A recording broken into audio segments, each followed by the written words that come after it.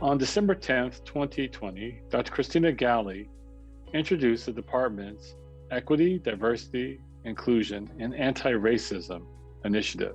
During and following that town hall, important questions were submitted. The following are answers to those questions.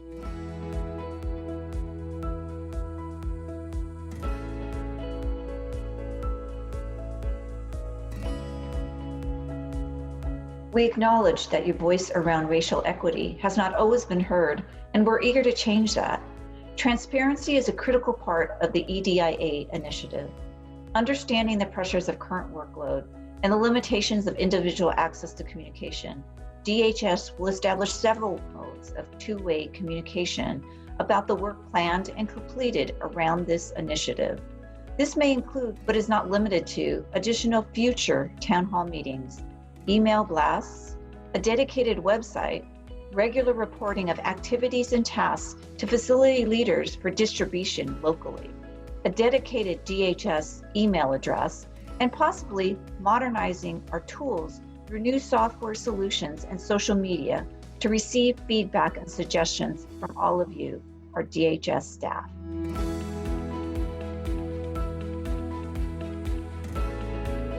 We want to hear your stories because your stories will help us to make meaningful changes within our organizational culture at DHS.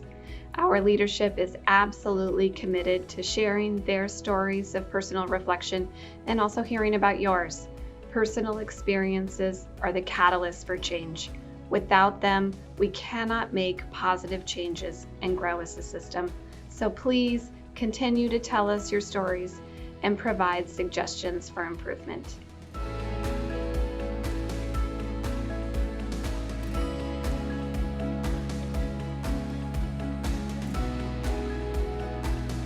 We celebrate your interest, enthusiasm, and any specific recommendations you believe can help. And your involvement is critical to the success of the initiative. So currently, the best way to register your interest is to give feedback to DHS leadership and the council through the DHS Voices. We realize other routes are needed, and we're establishing a robust two-way communication strategy that'll have clear pathways for you to get involved. This will include an opportunity to apply for the EDIA Council yourself, and that will be formed in the spring of 2021 with a DHS-wide community representation to provide strategic direction to the initiative.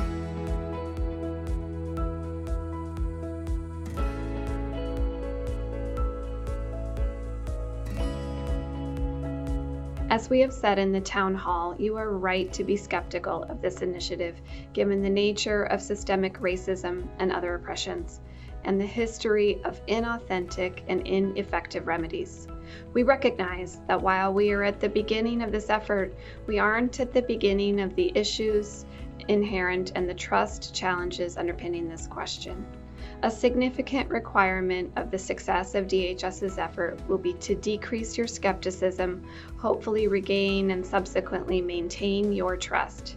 We understand that an objective, foundational understanding of DHS's past performance relative to known and documented allegations of racial discrimination, anti-Black racism, and interracial bias is essential to help guide our efforts. We welcome your thoughts on how to best gather this information and any additional insights and recommendations you believe are essential in building this foundation of trust.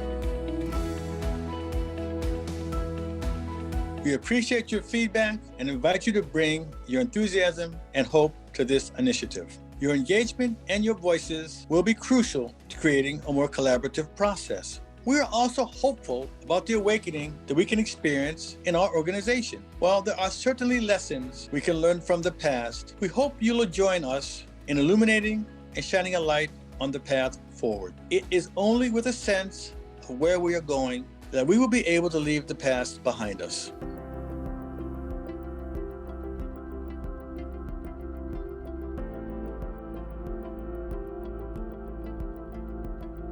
We have been battling racism for a very long time. And I know many of you are very eager to jump in and fix the problem. But doing this right and making it stick takes not only deliberate, strategic planning and commitment, but collaboration, and most importantly, input from those who have the most to benefit. We envision that all EDIA will be integrated into every operational unit and program at DHS and not buried within some administrative structure at HSA. With your very important input, we will then develop meaningful and measurable outcomes to target our efforts and be transparent along the way.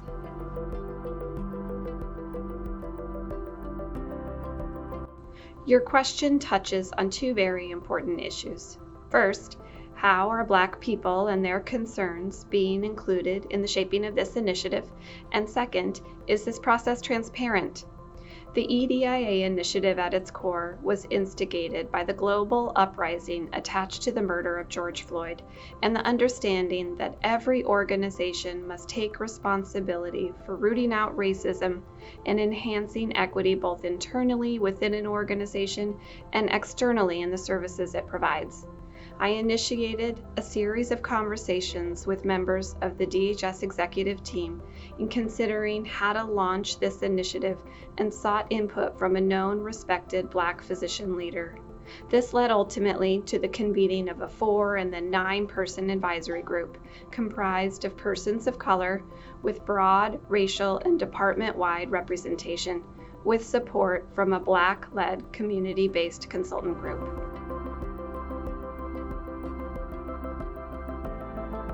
As shared in the Town Hall, we are committed to collaboration and bringing in workforce and community voices early and throughout this initiative so that staff, patients, and community members are an integrated part of the shared decision-making process. Community members and the DHS workforce will have the opportunity to apply to the EDIA Council, and the Council membership will be determined collaboratively by Dr. Galley, the EDIA Advisory Group, and the consultant to the EDIA initiative, Lumos Transforms, with the goal of broad representation across the demographic groups, facilities, programs, and staff that make DHS who it is.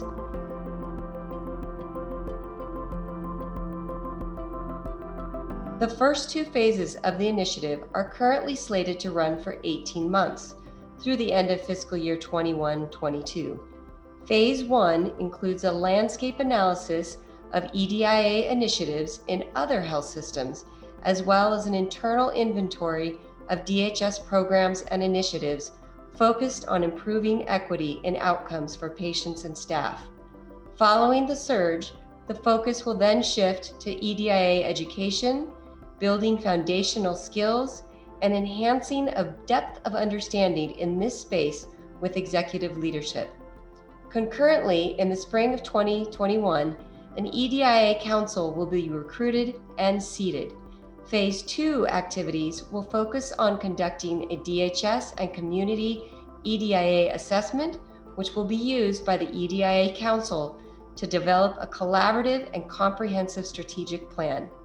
Phase 3 is implementation and evaluation of impact.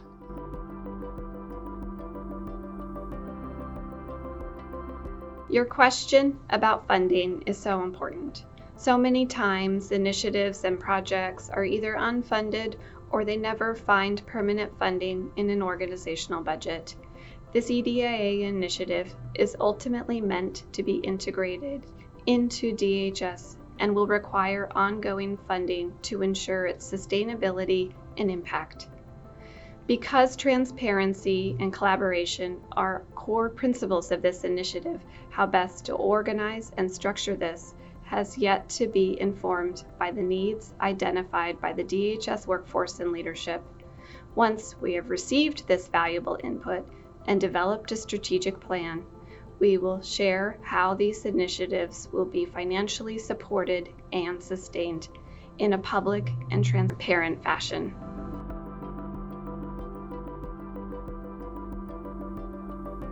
The consultants Lumos Transforms will take the lead in educating executive leadership on issues of racism, including anti-Black racism, as well as power and privilege and other related topics.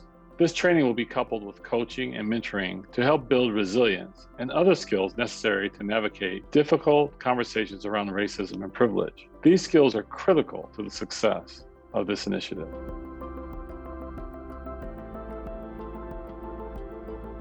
Culture change cannot be achieved by training alone. This EDIA initiative is not a simple one-time training requirement, but rather requires development of skills via live practice and mentoring, modeling through leadership, and long-term engagement, reflection, and feedback in order to be successful and meaningful. This is what it means to be a learning health system, and in no aspect of that term is there more to learn and more to do than in our EDIA work. We will never be done, there's never enough, and there will always be ways that we can do more. What may begin with training will lead to conversations. Conversations will lead to collaborations, and collaborations will lead to collective action.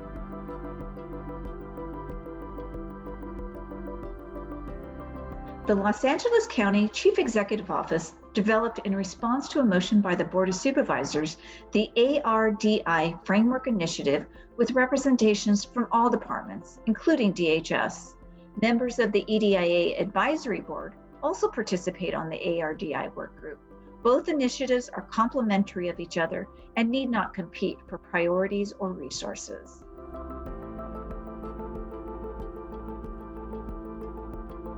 This is an important question regarding accountability. And though we don't know yet the full extent of what this will look like, we do know that the principles of transparency, collaboration, and stakeholder voice will be vital to developing and maintaining checks and balances on the EDIA initiative.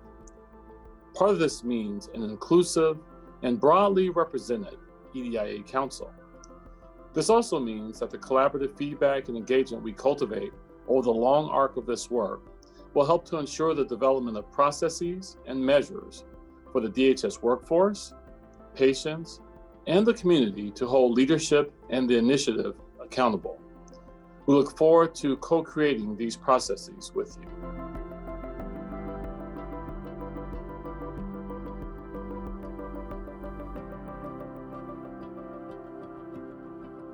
Looking at the broad scope of the EDIA initiative will require that we maintain a wide-angle view of the intersectionality of all types of oppressions based on race, sexual orientation, gender identity, or any other historically marginalized identity. The EDIA initiative will look at enhancing equity, diversity, inclusion, and eliminating racism and discrimination, and will seek broad representation. At the same time, looking through the narrow lens of anti-Black racism is a necessary priority because it will bring some of the largest equity gaps into sharp focus. It'll align us with the Board of Supervisors mandate, which specifically focuses on a need to address anti-Black racism. In bringing solutions forward, we will again be building towards a transformation that is liberating for all of us.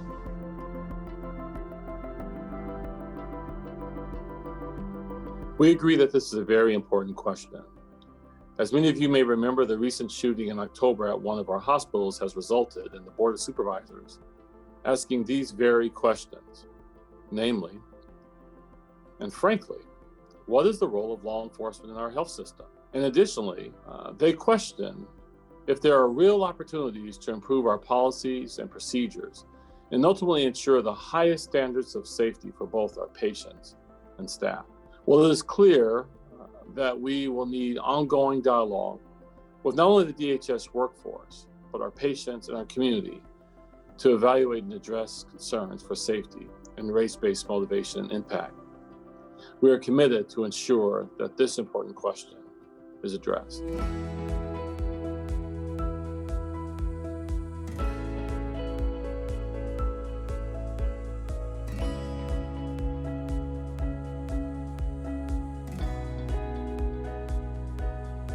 We hear that there's a great concern about disproportional racial and other marginalized identity representation in hiring, promotions, and leadership. The EDIA Council, working with Director Galley and the EDIA Advisory Group, supported by consultants Lumos Transforms, will be tasked with addressing this core area of the EDIA initiative, which will be directly addressed through targeted department-wide assessments, data analysis, and development of strategic remedies to promote measurable equity.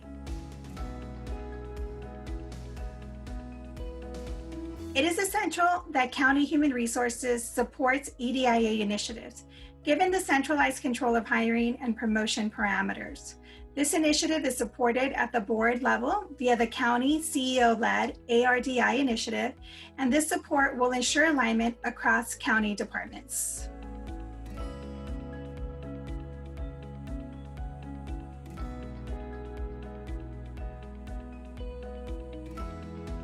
Determining exactly how workforce and patient-identified EDIA concerns are managed is an important issue for the EDIA initiative to resolve. After collecting stakeholder input on all parts of the reporting and grievance process, the EDIA Council will make and implement strategic recommendations for improvement. These remedies will be evaluated for impact and refined with further stakeholder feedback.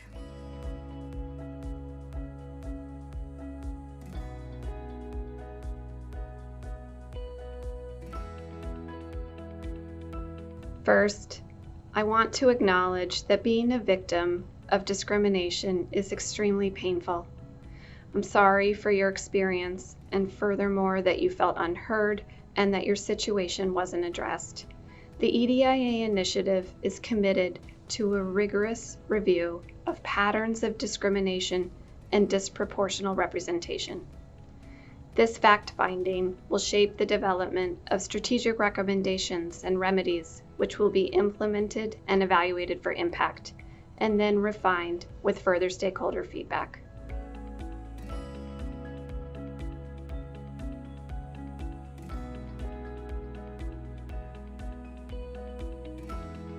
The EDIA initiative is department-wide, and it includes all programs and facilities in its purview. As with all parts of the initiative process, there will be a robust review of historical patterns of bias, discrimination, and exclusion in both the workforce and patient care. The review will include opportunities for stakeholder input and feedback, including interviews, focus groups, and listening sessions, to ensure that diverse viewpoints are heard and recorded. When strategic corrective actions are recommended and implemented and evaluated, there will be opportunities for stakeholder feedback through multiple junctures to ensure accountability and equitable outcomes.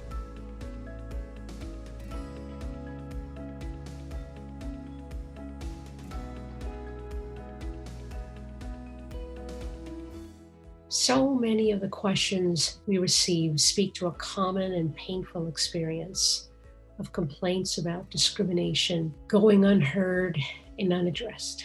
These questions point to the critical need to not only solely rely on legal compliance, which may only stop overt discrimination and retaliation. We need to fundamentally transform DHS culture to one that centers on true inclusion and anti-racism. The initiative will cast a wide net for potential solutions and successful models of culture change.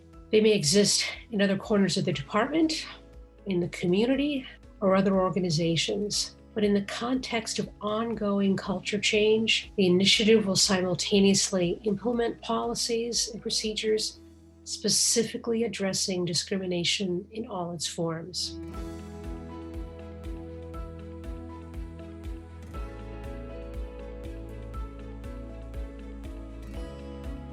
There are a number of such calculators that incorporate race.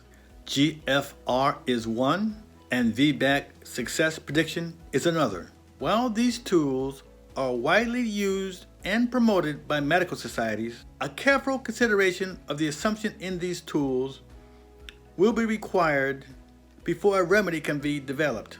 As healthcare leaders, We are positioned to have a strong voice in advocacy for changes in these tools of potential structural racism, which should be leveraged in this space moving forward.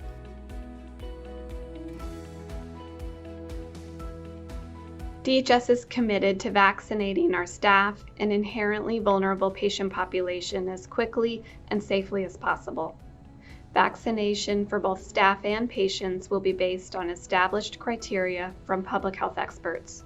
It is known that people of certain races and ethnicities are at higher risk of infection and complications from COVID-19. However, the relationship and underlying factors to this identified risk is unclear. Race and ethnicity will not be used as a criteria itself for vaccination, but may be indirectly taken into consideration when evaluating a patient or staff member's comorbidities that may be more prevalent in certain populations.